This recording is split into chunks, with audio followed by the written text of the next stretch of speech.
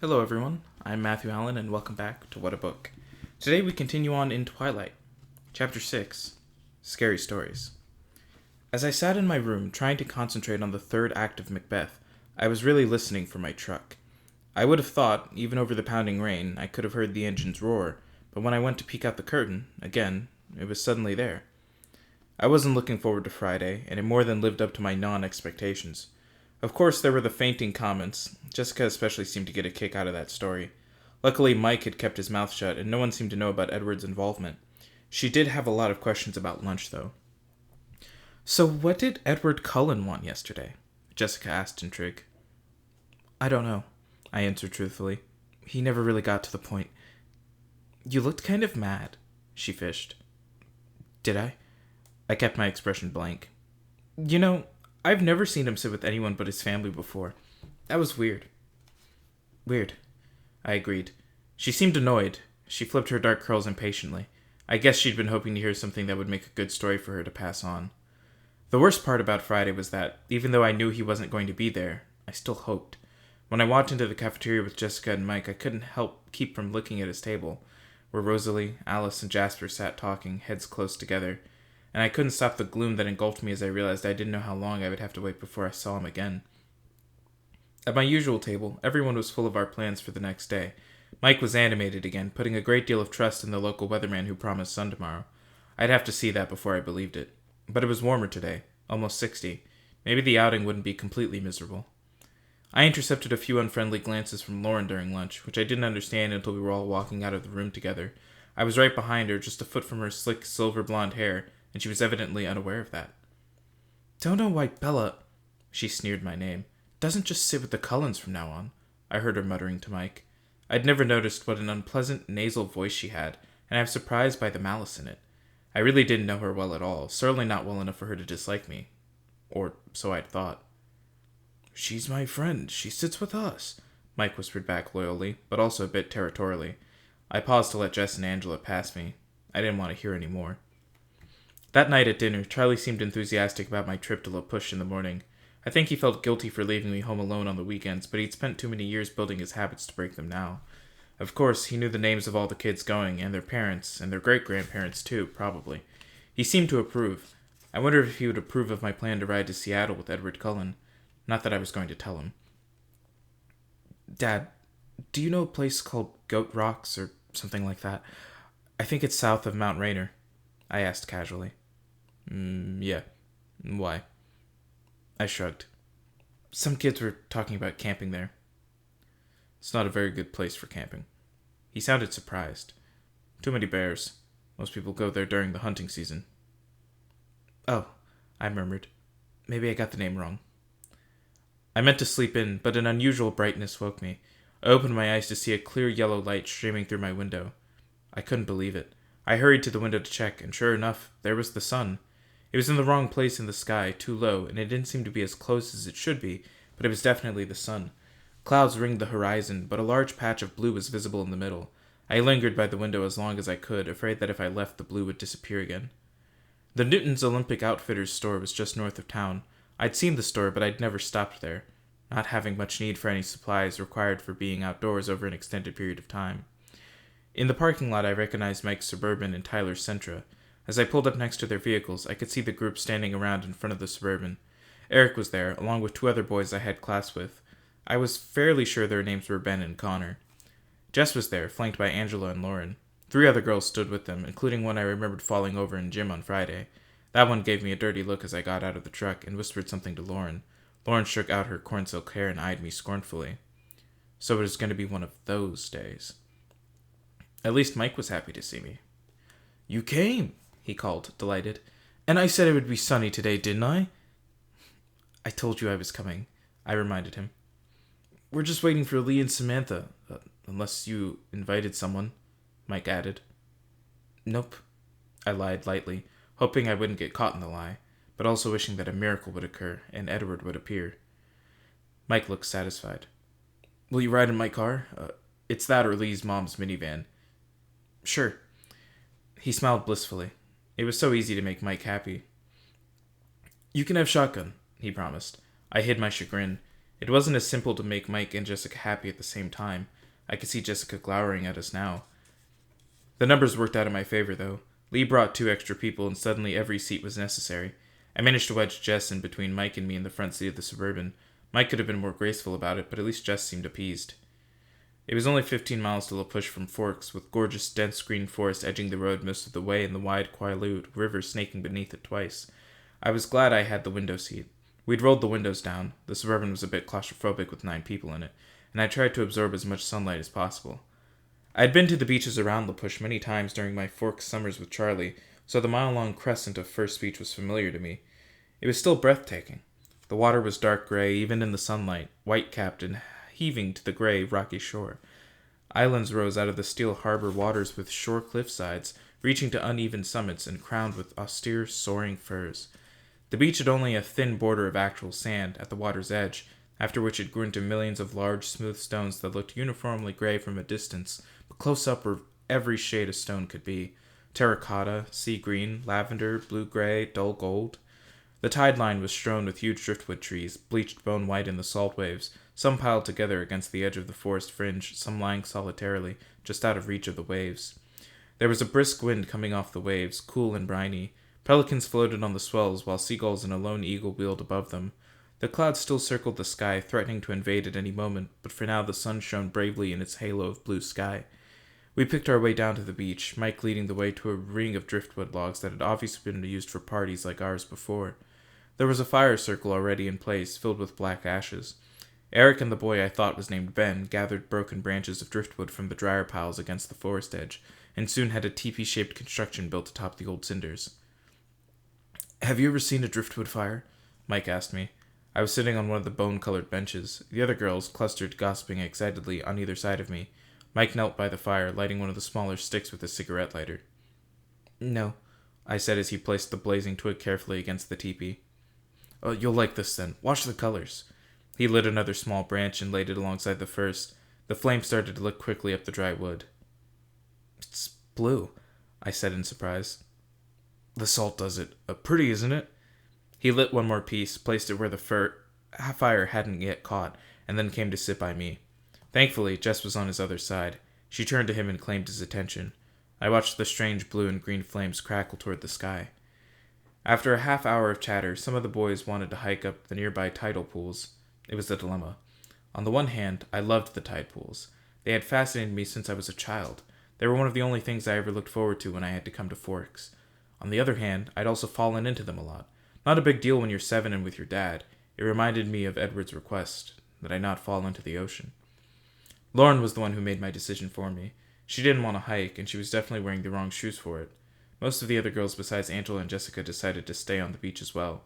I waited until Tyler and Eric had committed to remaining with them before I got up quietly to join the pro hiking group. Mike gave me a huge smile when he saw that I was coming. The hike wasn't too long, though I hated to lose the sky and the woods. The green light of the forest was strangely at odds with the adolescent laughter, too murky and ominous to be in harmony with the light banter around me. I had to watch each step I took very carefully, avoiding roots below and branches above, and I soon fell behind. Eventually, I broke through the emerald confines of the forest and found the rocky shore again. It was low tide, and a tidal river flowed past us on its way to the sea. Along its pebbled banks, shallow pools that never completely drained were teeming with life. I was very cautious not to lean too far over the little ocean ponds. The others were fearless, leaping over the rocks, perching precariously on the edges. I found a very stable-looking rock on the fringe of one of the largest pools and sat there cautiously, spellbound by the natural aquarium below me. The bouquets of brilliant anemones undulated ceaselessly in the invisible current. Twisted shells scurried about the edges, obscuring the crabs within them. Starfish stuck motionless to the rocks and each other, while one small black eel with white racing stripes wove through the bright green weeds, waiting for the sea to return. I was completely absorbed, except for one small part of my mind that wondered what Edward was doing now, and trying to imagine what he would be saying if he were here with me.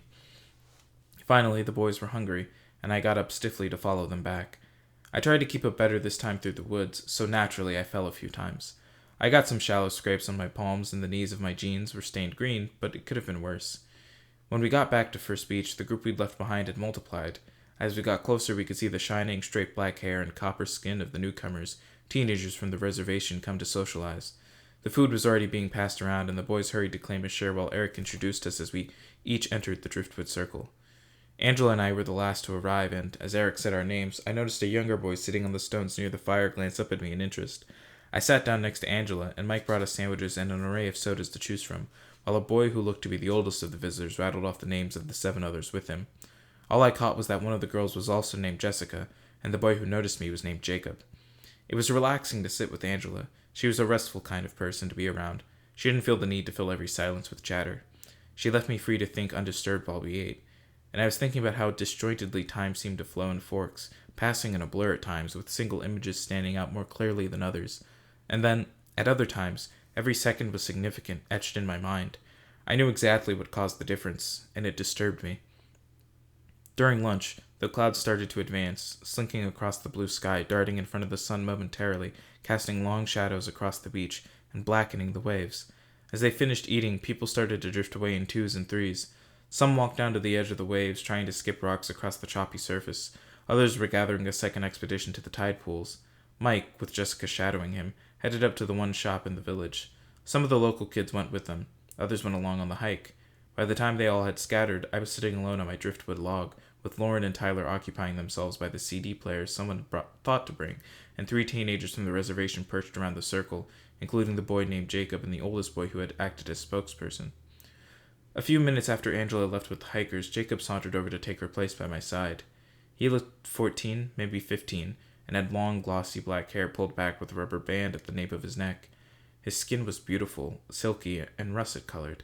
His eyes were dark, set deep above the high planes of his cheekbones. He still had just a hint of childish roundness left around his chin. Altogether, a very pretty face. However, my positive opinion of his looks was damaged by the first words out of his mouth. "You're Isabella Swan, aren't you?" It was like the first day of school all over again. "Bella," I sighed. "I'm Jacob Black." He held his hand out in a friendly gesture. "You bought my dad's truck." "Oh," I said, relieved, shaking his sleek hand.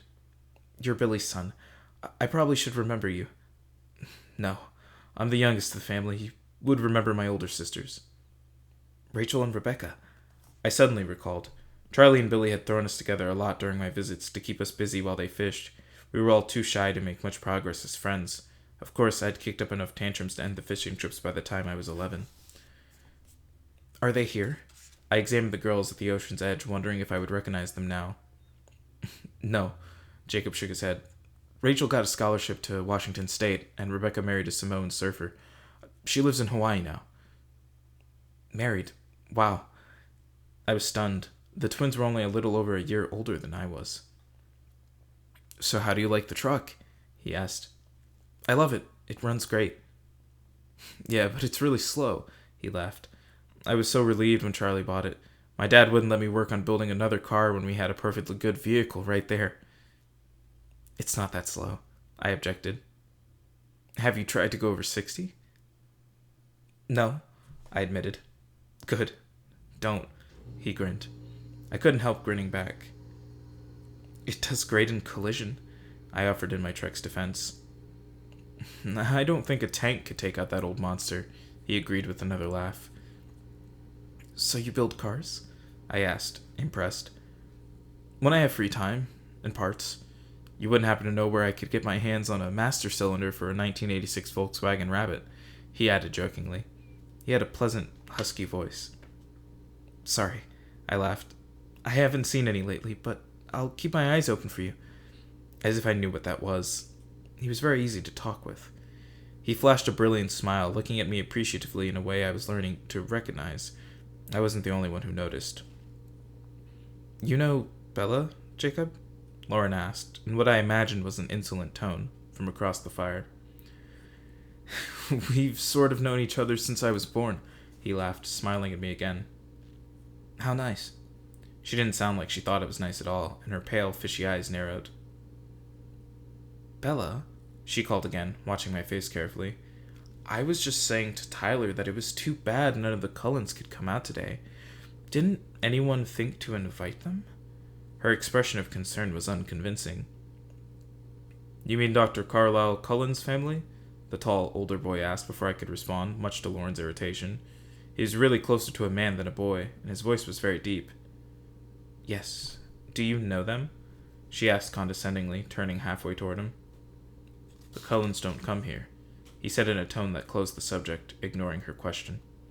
Tyler, trying to win back her attention, asked Lauren's opinion on a CD he held. She was distracted. I stared at the deep-voiced boy, taken aback, but he was looking away toward the dark forest behind us.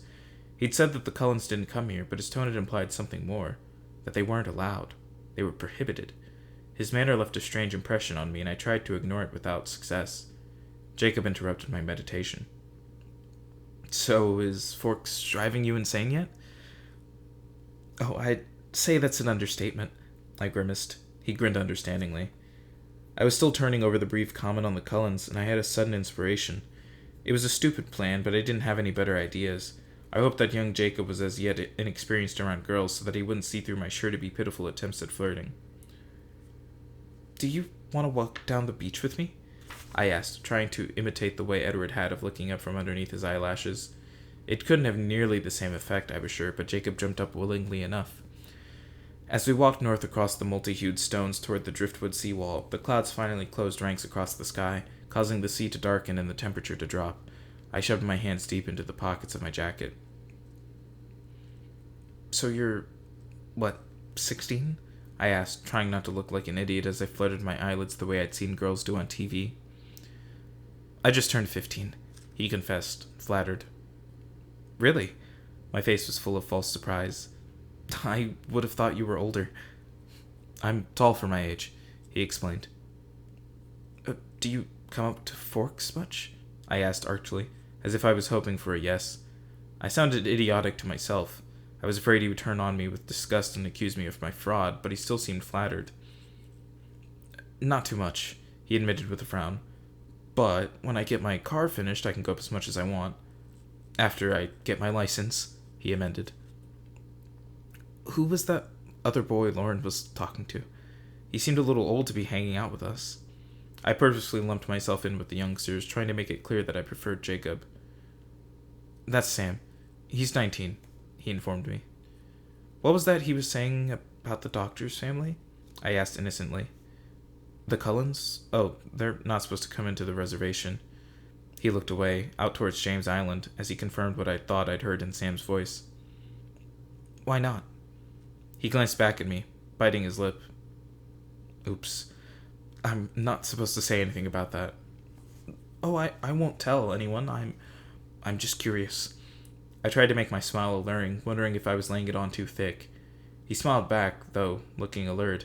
Then he lifted one eyebrow and his voice was even huskier than before. Do you like scary stories? He asked ominously. I love them, I enthused, making an effort to smolder at him. Jacob strolled to a nearby driftwood tree that had its roots sticking out like the attenuated legs of a huge pale spider. He perched lightly on one of the twisted roots while I sat beneath him on the body of the tree. He stared down at the rocks, a smile hovering around the edges of his broad lips. I could see he was going to try to make this good. I focused on keeping the vital interest I felt out of my eyes. Do you know any of our old stories about where we came from? The Quillets, I mean, he began. Not really, I admitted. Well, there are lots of legends, some of them claiming to date back to the flood. Supposedly, the ancient Quillets tied their canoes to the tops of the tallest trees on the mountain to survive. Like Noah and the Ark, he smiled to show me how little stock he put in his histories. Another legend claims that we descended from wolves, and that the wolves are our brothers still. It's against tribal law to kill them. Then there are the stories about the Cold Ones. His voice dropped a little lower. The Cold Ones? I asked, not faking my intrigue now. Yes, there are stories of the Cold Ones as old as the Wolf's legends, and some much more recent. According to legend, my own great-grandfather knew some of them. He was the one who made the treaty that kept them off our land. He rolled his eyes. Your great-grandfather, I encouraged. He was a tribal leader, a tribal elder, like my father. You see, the Cold Ones are the natural enemies of the wolf. Well, not the wolf, really, but the wolves that turn into men, like our ancestors. You would call them werewolves. Werewolves have enemies? Only one. I stared at him earnestly, hoping to disguise my impatience as admiration. So you see, Jacob continued, the Cold Ones are traditionally our enemies, but this pack that came to our territory during my great-grandfather's time was different. They didn't hunt the way others of their kind did. They weren't supposed to be dangerous to the tribe. So my great-grandfather made a truce with them. If they would promise to stay off our lands, we wouldn't expose them to the palefaces. He winked at me. If they weren't dangerous, then why? I tried to understand, struggling not to let him see how seriously I was considering his ghost story. There's always a risk for humans to be around the Cold Ones, even if they're civilized like this clan was. You never know when they might get too hungry to resist. He deliberately worked a thick edge of menace into his tone. What do you mean, civilized? They claimed that they didn't hunt humans. They supposedly were somehow able to prey on animals instead. I tried to keep my voice casual. So, how does it fit in with the Cullens? Are they like the Cold Ones your great-grandfather met? No. He paused dramatically. They are the same ones. He must have thought the expression on my face was fear inspired by his story. He smiled, pleased, and continued. There are more of them now, a new female and a new male, but the rest are the same. In my great-grandfather's time, they already knew of the leader, Carlisle. He'd been here and gone before your people had even arrived. He was fighting a smile. And what are they? I finally asked. What are the Cold Ones? He smiled darkly. Blood drinkers, he replied in a chilling voice. Your people call them vampires. I stared out at the rough surf after he answered, not sure what my face was exposing. You have goosebumps. He laughed delightedly. You're a good storyteller. I complimented him, still staring into the waves. Pretty crazy stuff, though, isn't it? No wonder my dad doesn't want us to talk about it to anyone. I couldn't control my expression enough to look at him yet. Don't worry, I won't give you away. I guess I just violated the treaty, he laughed. I'll take it to the grave, I promised, and then I shivered. Seriously, though, don't say anything to Charlie. He was pretty mad at my dad when he heard that some of us weren't going to the hospital since Dr. Cullen started working there. I won't. Of course not. So, do you think we're a bunch of superstitious natives or what? He asked in a playful tone, but with a hint of worry. I still hadn't looked away from the ocean. I turned and smiled at him as normally as I could. No. I think you're very good at telling scary stories, though. I still have goosebumps, see? I held up my arm. Cool. He smiled. And then the sound of the beach rocks clattering against each other warned us that someone was approaching. Our heads snapped up at the same time to see Mike and Jessica about 50 yards away, walking toward us. There you are, Bella, Mike called in relief, waving his arm over his head. Is that your boyfriend? Jacob asked, alerted by the jealous edge in Mike's voice. I was surprised it was so obvious. No, definitely not, I whispered. I was tremendously grateful to Jacob and eager to make him as happy as possible. I winked at him carefully, turning away from Mike to do so. He smiled, elated by my inept flirting. So, when I get my license, he began, you should come see me in Forks. We could hang out sometime. I felt guilty as I said this, knowing that I'd used him, but I really did like Jacob. He was someone I could easily be friends with. Mike had reached us now, with Jessica still a few paces back. I could see his eyes appraising Jacob and looking satisfied at his obvious youth. Where have you been? He asked, though the answer was right in front of him. Jacob was telling me some local stories, I volunteered. It was really interesting. I smiled at Jacob warmly, and he grinned back. Well, Mike paused, carefully reassessing the situation as he watched our camaraderie. We're packing up. It looks like it's going to rain soon. We all looked up at the glowing sky. It certainly did look like rain. Okay, I jumped up. I'm coming. It was nice to see you again, Jacob said, and I could tell he was taunting Mike just a bit. It really was. Next time Charlie comes down to see Billy, I'll come too, I promised. His grin stretched across his face. That would be cool. And thanks, I added earnestly. I pulled up my hood as we tramped across the rocks toward the parking lot. A few drops were beginning to fall, making black spots on the stones where they landed. When we got to the Suburban, the others were already loading everything back in. I crawled into the back seat by Angela and Tyler, announcing that I'd already had my turn in the shotgun position. Angela just stared out the window at the escalating storm, and Lauren twisted around in the middle seat to occupy Tyler's attention, so I could simply lay my head back on the seat and close my eyes and try very hard not to think. Chapter 7. Nightmare. I told Charlie I had a lot of homework to do, and that I didn't want anything to eat. There was a basketball game on that he was excited about, though. Of course, I had no idea what was special about it, so he wasn't aware of anything unusual in my face or tone. Once in my room, I locked the door. I dug through my desk until I found my old headphones, and I plugged them into my little CD player. I picked up a CD that Phil had given me for Christmas. It was one of his favorite bands, but they used a little too much bass and shrieking for my taste. I popped it into place and lay down on my bed. I put on the headphones, hit play, and turned up the volume until it hurt my ears. I closed my eyes, but the light still intruded, so I added a pillow over the top half of my face. I concentrated very carefully on the music, trying to understand the lyrics, to unravel the complicated drum patterns. By the third time I listened through the CD, I knew all the words to the choruses, at least. I was surprised to find that I really did like the band after all, once I got past the blaring noise. I'd have to thank Phil again. And it worked. The shattering beats made it impossible for me to think, which was the whole purpose of the exercise. I listened to the CD again and again, until I was singing along with all the songs, until, finally, I fell asleep. I opened my eyes to a familiar place. Aware in some corner of my consciousness that I was dreaming, I recognized the green light of the forest. I could hear the waves crashing against the rocks somewhere nearby, and I knew that if I found the ocean, I'd be able to see the sun. I was trying to follow the sound, but then Jacob Black was there, tugging on my hand, pulling me back toward the blackest part of the forest. "Jacob? What's wrong?" I asked. His face was frightened as he yanked with all his strength against my resistance. I didn't want to go into the dark. "Run, Bella. You have to run," he whispered, terrified. "This way, Bella." I recognized Mike's voice calling out of the gloomy heart of the trees, but I couldn't see him. "Why?" I asked, still pulling against Jacob's grasp, desperate now to find the sun. But Jacob let go of my hand and yelped, suddenly shaking, falling to the dim forest floor.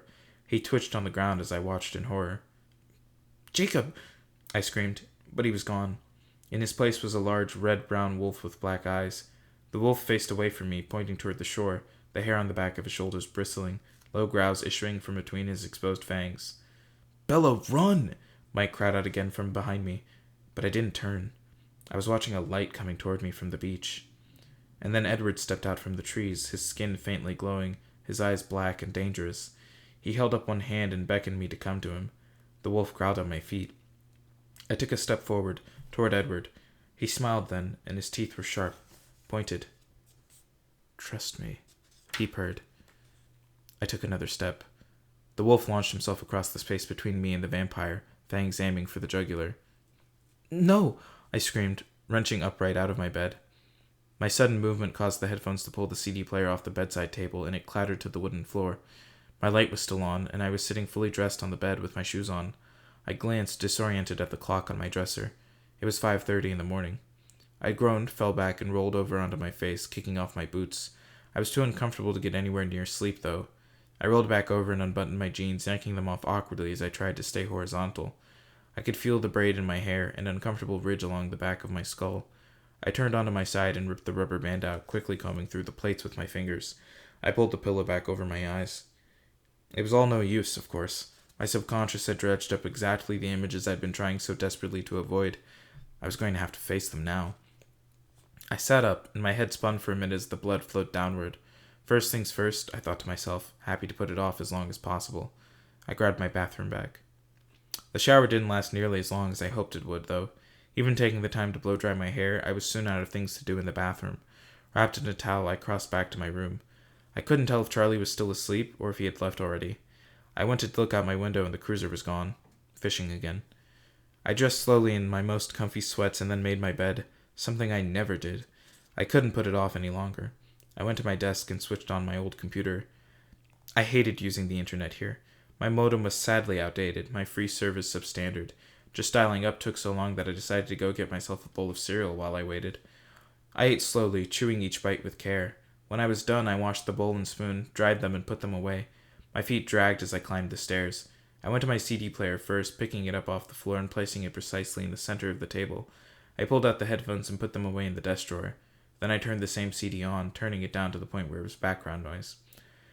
With another sigh, I turned to my computer. Naturally, the screen was covered in pop-up ads. I sat in my hard folding chair and began closing all the little windows. Eventually, I made it to my favorite search engine. I shot down a few more pop-ups and then typed in one word. Vampire. It took an infuriatingly long time, of course. When the results came up, there was a lot to sift through. Everything from movies and TV shows to role-playing games, underground metal, and gothic cosmetic companies. Then I found a promising site. Vampires A to Z. I waited impatiently for it to load, quickly clicking closed each ad that flashed across the screen. Finally, the screen was finished. Simple white background with black text, academic looking. 2 quotes greeted me on the home page. Throughout the vast shadowy world of ghosts and demons, there is no figure so terrible, no figure so dreaded and abhorred, yet dight with such fearful fascination, as the vampire, who is himself neither ghost nor demon, but yet who partakes the dark natures and possesses the mysterious and terrible qualities of both. Reverend Montague Summers. If there is in this world a well-attested account, it is that of the vampires. Nothing is lacking. Official reports, affidavits of well-known people, of surgeons, of priests, of magistrates. The judicial proof is most complete. And with all that, who is there who believes in vampires? Rousseau. The rest of the site was an alphabetized listings of all the different myths of vampires held throughout the world. The first I clicked on, the Danog, was a Filipino vampire supposedly responsible for planting taro on the islands long ago. The myth continued that the Danog worked with humans for many years, but the partnership ended one day when a woman cut her finger and a Danog sucked her wound, enjoying the taste so much that it drained her body completely of blood.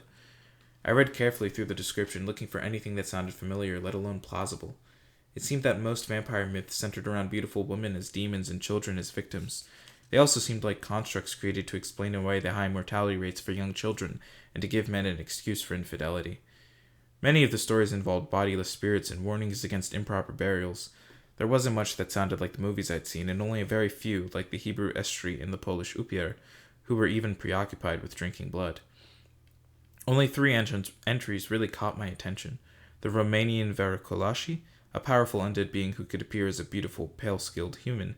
The Slovak Nalapsi, a creature so strong and fast it could massacre an entire village in the single hour after midnight. And one other, the Strigoni Benefici. About this last, there was only one brief sentence. Strigoni Benefici, an Italian vampire, said to be on the side of goodness and a mortal enemy of all evil vampires. It was a relief that one small entry, the one myth among hundreds that claimed the existence of good vampires. Overall, though, there was little that coincided with Jacob's stories or my own observations. I'd made a little catalog in my mind as I read and carefully compared it with each myth. Speed, strength, beauty, pale skin, eyes that shift color, and then Jacob's criteria. Blood drinkers, enemies of the werewolf, cold-skinned, and immortal. There were very few myths that matched even one factor. And then another problem, one that I'd remembered from the small number of scary movies that I'd seen and was backed up by today's readings. Vampires couldn't come out in the daytime. The sun would burn them to a cinder. They slept in coffins all day and came out only at night. Aggravated, I snapped off the computer's main power switch, not waiting to shut things down properly. Through my irritation, I felt overwhelming embarrassment. It was all so stupid. I was sitting in my room, researching vampires. What was wrong with me? I decided that most of the blame belonged on the doorstep of the town of Forks, and the entire sodden Olympic Peninsula for that matter. I had to get out of the house, but there was nowhere I wanted to go that didn't involve a 3-day drive. I pulled on my boots anyway, unclear where I was headed, and went downstairs. I shrugged into my raincoat without checking the weather and stomped out the door. It was overcast, but not raining yet. I ignored my truck and started east on foot, angling across Charlie's yard toward the ever-encroaching forest. It didn't take long till I was deep enough for the house and the road to be invisible, for the only sound to be the squish of the damp earth under my feet and the sudden cries of the jays.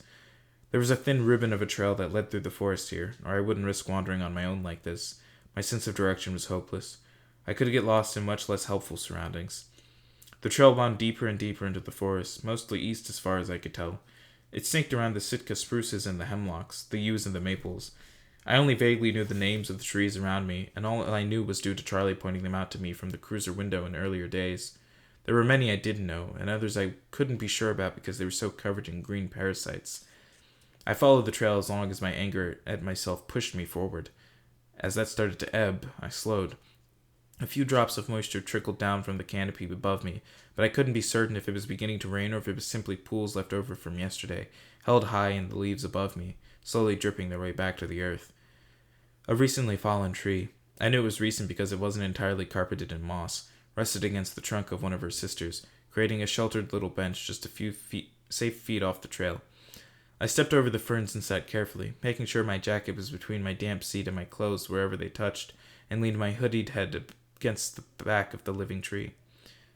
This was the wrong place to have come. I should have known, but where else was there to go? The forest was deep green and far too much like the scene in last night's dream to allow for peace of mind. Now that there was no longer the sound of my soggy footsteps, the silence was piercing. The birds were quiet too, the drops increasing in frequency, so it must be raining above. The ferns stood higher than my head now that I was seated, and I knew someone could walk by on the path 3 feet away and not see me. Here in the trees, it was much easier to believe the absurdities that embarrassed me indoors.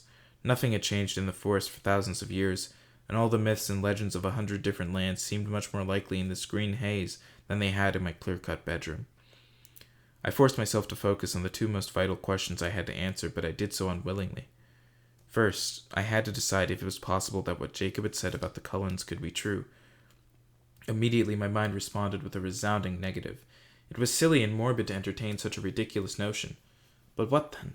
I asked myself. There was no rational explanation for how I was alive at this moment. I listed again in my head the things I had observed myself. The impossible speed and strength, the eye color shifting from black to gold and back again, the inhuman beauty, the pale, frigid skin, and more, small things that registered slowly, how they never seemed to eat, the disturbing grace with which they moved, and the way he sometimes spoke, with unfamiliar cadences and phrases that better fit the style of a turn-of-the-century novel than that of a 21st-century classroom. He had skipped class the day we'd done blood typing. He hadn't said no to the beach trip till he heard where we were going. He seemed to know what everyone around him was thinking, except me. He had told me he was the villain. Dangerous. Could the Cullens be vampires? Well, they were something. Something outside the possibility of rational justification was taking place in front of my incredulous eyes. Whether it be Jacob's cold ones or my own superhero theory, Edward Cullen was not human. He was something more. So then, maybe, that would have to be my answer for now. And then the most important question of all. What was I going to do if it was true? If Edward was a vampire, I could hardly make myself think the words. Then what should I do? Involving someone else was definitely out.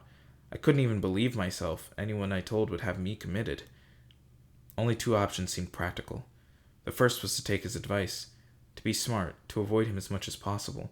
To cancel our plans, to go back to ignoring him as far as I was able. To pretend there was an impenetrably thick glass wall between us in the one class where we were forced together. To tell him to leave me alone, and mean it this time. I was gripped in a sudden agony of despair as I considered that alternative. My mind rejected the pain, quickly skipping on to the next option. I could do nothing different. After all, if he was something sinister, he'd done nothing to hurt me so far. In fact, I would be a dent in Tyler's fender if he hadn't acted so quickly. So quickly, I argued with myself, that it might have been sheer reflexes. But if it was a reflex to save lives, how bad could he be? I retorted. My head spun around in answerless circles. There was one thing I was sure of, if I was sure of anything. The dark Edward in my dream last night was a reflection only of my fear of the word Jacob had spoken, and not Edward himself. Even so, when I had screamed out in terror at the werewolf's lunge, it wasn't fear for the wolf that brought the cry of no to my lips. It was fear that he would be harmed, even as he called to me with sharp-edged fangs. I feared for him. And I knew in that I had my answer. I didn't know if there ever was a choice, really. I was already in too deep. Now that I knew, if I knew, I could do nothing about my frightening secret. Because when I thought of him, of his voice, his hypnotic eyes, the magnetic force of his personality, I wanted nothing more than to be with him right now. But I couldn't think it. Not here, alone in the darkening forest. Not while the rain made it as dim as twilight under the canopy and pattered like footsteps across the matted earthen floor. I shivered and rose quickly from my place of concealment, worried that somehow the path would have disappeared with the rain. But it was there, safe and clear, winding its way out of the dripping green maze. I followed it hastily, my hood pulled close around my face, becoming surprised, as I nearly ran through the trees, at how far I had come. I started to wonder if I was heading out at all, or following the path farther into the confines of the forest. Before I could get too panicky, though, I began to glimpse some open spaces through the webbed branches, and then I could hear a car passing on the street, and I was free. Charlie's lawn stretched out in front of me, the house beckoning me, promising warmth and dry socks. It was just noon when I got back inside. I went upstairs and got dressed for the day, jeans and a t-shirt, since I was staying indoors. It didn't take too much effort to concentrate on my task for the day, a paper on Macbeth that was due Wednesday. I settled into outlining a rough draft contentedly, more serene than I'd felt since Thursday afternoon, if I was being honest. That had always been my way, though. Making decisions was the painful part for me, the part I agonized over. But once the decision was made, I simply followed through, usually with relief that the choice was made. Sometimes the relief was tainted by despair, like my decision to come to Forks, but it was still better than wrestling with the alternatives. This decision was ridiculously easy to live with, dangerously easy. And so the day was quiet, productive. I finished my paper before 8. Charlie came home with a large catch, and I made a mental note to pick up a book of recipes for fish while I was in Seattle next week. The chills that flashed up my spine whenever I thought of that trip were no different than the ones I'd felt before I'd taken my walk with Jacob Black. They should be different, I thought.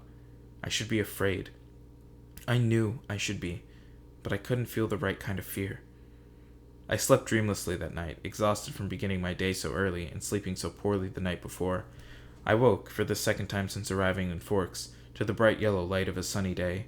I skipped to the window, stunned to see that there was hardly a cloud in the sky, and those that were just fleecy little white puffs that couldn't possibly be carrying any rain.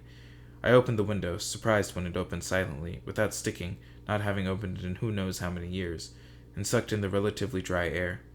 It was nearly warm and hardly windy at all. My blood was electric in my veins.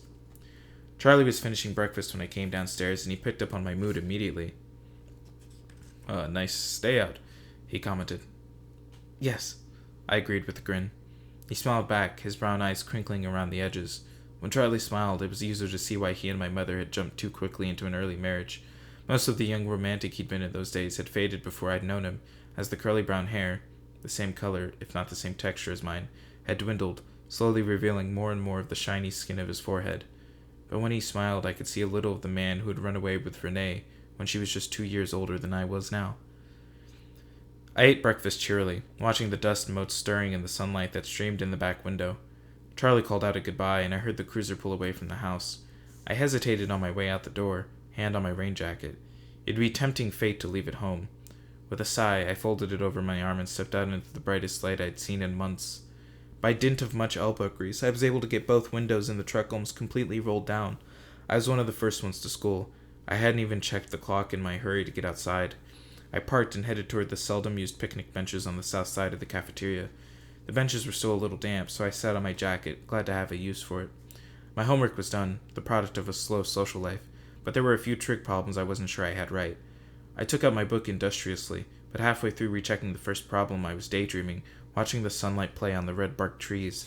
I sketched inattentively along the margins of my homework. After a few minutes, I suddenly realized I'd drawn 5 pairs of dark eyes staring out of the pages at me. I scrubbed them out with the eraser.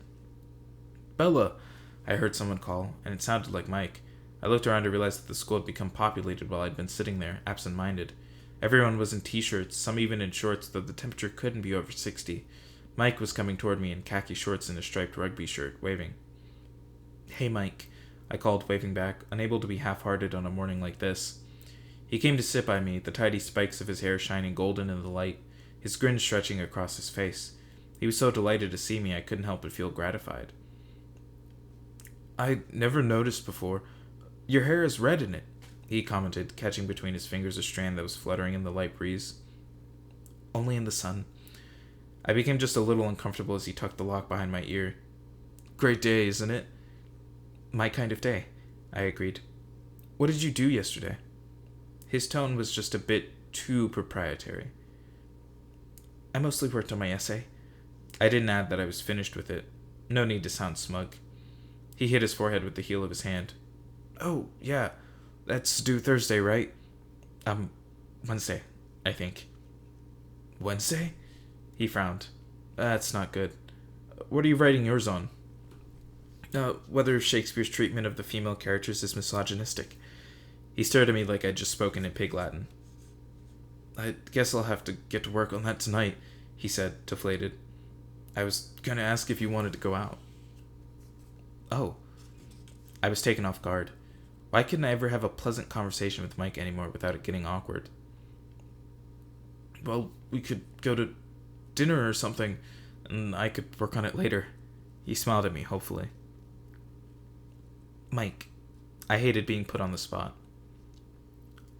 I don't think that would be the best idea. His face fell.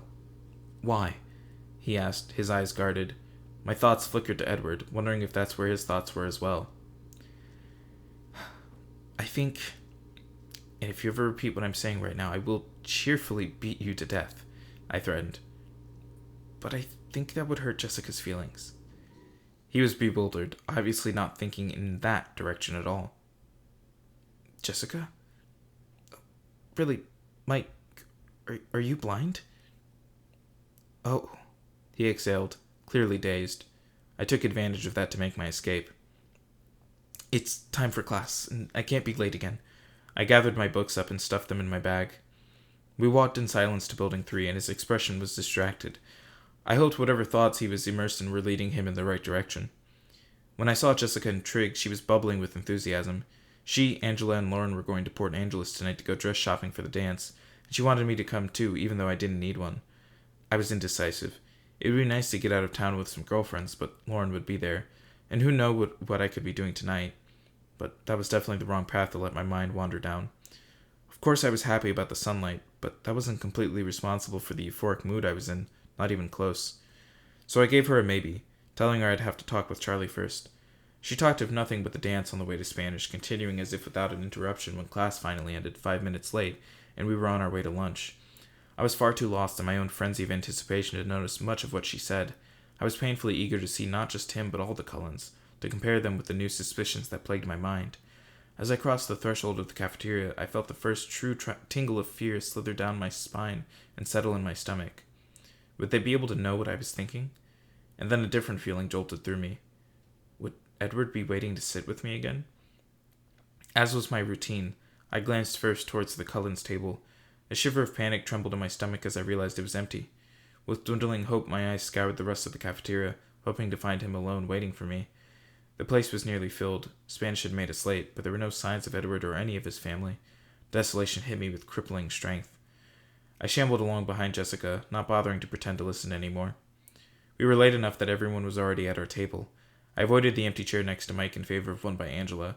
I vaguely noticed that Mike held the chair out politely for Jessica, and that her face lit up in response. Angela asked a few quiet questions about the Macbeth paper, which I answered as naturally as I could while spiraling downward in misery. She, too, invited me to go with them tonight, and I agreed now, grasping at anything to distract myself. I realized I had been holding on to a last shred of hope when I entered biology, saw his empty seat, and felt a new wave of disappointment. The rest of the day passed slowly, dismally. In gym, we had a lecture on the rules of badminton, the next torture they had lined up for me. But at least it meant I got to sit and listen instead of stumbling around on the court. The best part was the coach didn't finish, so I got another day off tomorrow. Never mind that the day after that they would arm me with a racket before unleashing me on the rest of the class. I was glad to leave campus so I would be free to pout and mope before I went out tonight with Jessica and company, but right after I walked in the door of Charlie's house, Jessica called to cancel our plans. I tried to be happy that Mike had asked her out to dinner. I really was relieved that he finally seemed to be catching on, but my enthusiasm sounded false in my own ears. She rescheduled our shopping trip for tomorrow night, which left me with little in the way of distractions. I had fish marinating for dinner, with a salad and bread left over from the night before, so there was nothing to do there. I spent a focused half hour on homework, but then I was through with that, too. I checked my email, reading the backlog of letters from my mother, getting snippier as they progressed to the present. I sighed and typed a quick response. Mom, sorry, I've been out. I went to the beach with some friends, and I had to write a paper. My excuses were fairly pathetic, so I gave up on that. It's sunny outside today. I know, I'm shocked. So I'm gonna go outside and soak up as much vitamin D as I can. Love you, Bella. I decided to kill an hour with non-school related readings. I had a small collection of books that came with me to Forks, the shabbiest volume being a compilation of the works of Jane Austen. I selected that one and headed to the backyard, grabbing a ragged old quilt from the linen cupboard at the top of the stairs on my way down. Outside in Charlie's small, square yard, I folded the quilt in half and laid it out of the reach of the tree's shadows on the thick lawn that would always be slightly wet, no matter how long the sun shone. I lay on my stomach, crossing my ankles in the air, flipping through the different novels in the book, trying to decide which would occupy my mind the most thoroughly. My favorites were Pride and Prejudice and Sense and Sensibility. I'd read the first most recently, so I started into Sense and Sensibility, only to remember after I began Chapter 3 that the hero of the story happened to be named Edward. Angrily, I turned to Mansfield Park, but the hero of that piece was named Edmund, and that was just too close.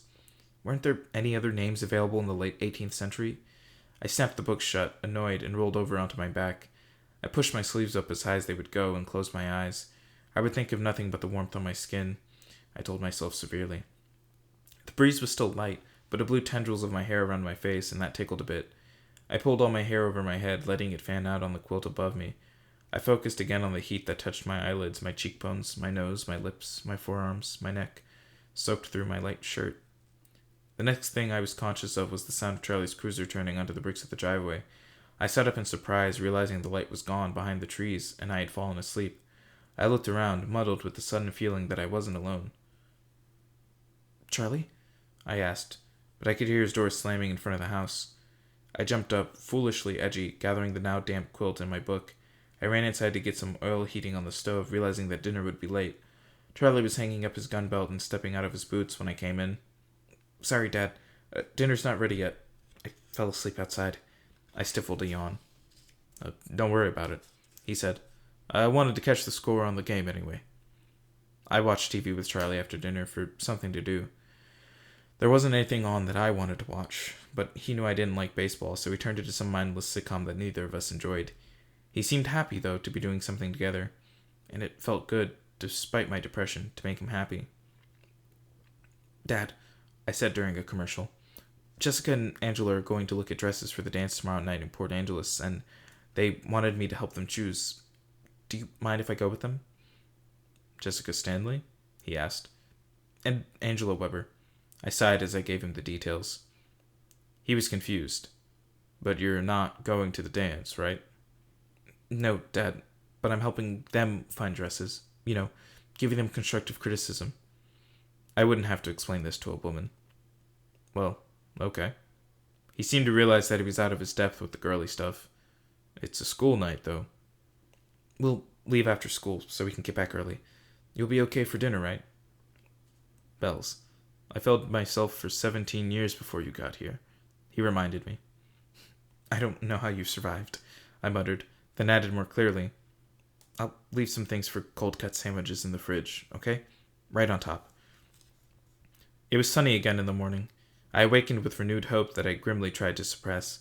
I dressed for the warmer weather in a deep blue V-neck blouse, something I'd worn in the dead of winter in Phoenix.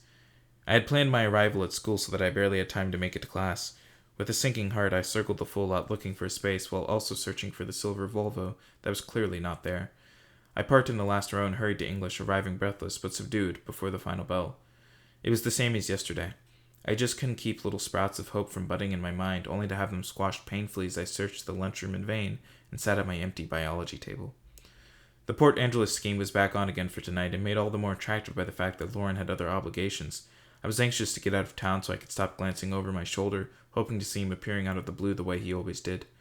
I vowed to myself that I would be in a good mood tonight and not ruin Angela's or Jessica's enjoyment in the dress hunting. Maybe I could do a little clothes shopping as well. I refused to think that I might be shopping alone in Seattle this weekend, no longer interested in the earlier arrangement. Surely he wouldn't cancel without at least telling me. After school, Jessica followed me home in her old white Mercury so that I could ditch my books and truck. I brushed through my hair quickly when I was inside, feeling a slight lift of excitement as I contemplated getting out of Forks. I left a note for Charlie on the table explaining again where to find dinner, switched my scruffy wallet from my school bag to a purse I rarely used, and ran out to join Jessica. We went to Angela's house next, and she was waiting for us. My excitement increased exponentially as we actually drove out of the town limits. And that's where we're going to leave it off for today. So thank you guys so much for joining me for What a Book. If you liked it, make sure to check out all the other things that I do. There is a Linktree link down below that if you follow, it'll take you to my... what's the word I'm looking for? To the other YouTube channel, The Soloist, which has its own set of games, as well as all old streams from the Twitch channel, the_soloist_2014, where I stream Monday, Wednesday, Friday And that should continue to stay the same. You can also find all my social media on there. My TikTok, my Instagram, my Twitter, all that fun jazz is in there. So thank you guys again so much for listening. If you liked it, make sure to reach out on social media and let me know, as this is marked safe for kids. So you can't leave comments. So thank you guys again. I've been Matthew Allen, and I will see all of you for What I Thought next week.